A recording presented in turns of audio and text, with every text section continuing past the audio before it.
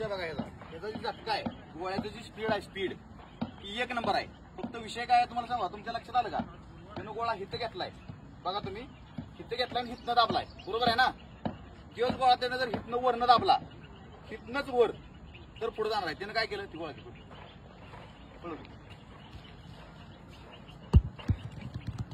त्यानं काय केलं बघा, इथं धरला, ती मुवमेंट घेतली आणि ज्यावेळेस थ्रो करायचं त्यावेळेस असा काढला बाहेर, स्पीडनं काढला, बरोबर आहे?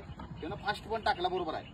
फक्त ते चुकी काय आहे, तर तुम्हाला काय करायचं आहे, गोळा पुश करताना कधीही लक्षात ठेवा, तुमच्या कानाच्या वरच्या दिशेनं गोळा केला पाहिजे. कानाचा कान आहे ना तुमचा, तिथनं वर निघला पाहिजे. म्हणजे मुवमेंट काय झाली पाहिजे, इथं पकडलाय, रेडी सेट पुश, ही तुमची ऍक्शन झाली पाहिजे. आपोआप गोळा पुढे जाणार. आलं लक्षात? म्हणजे मुवमेंटवर पण तुमच्या डिपेंड आहे सगळं.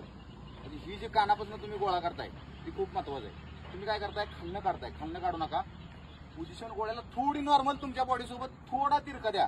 तिरका द्या म्हणजे काय, कानापासून उचला आणि बरोबर डोळ्यापासून पुढे हात काढा. बघा तुम्ही तिथं धरलाय मी, कानापाशी आला, बरोबर आहे? आणि तिथनं पुढं हे उचललं, गेलं का नाही पुढं, ते ट्राय करून बघा. अजून कोण लागते का?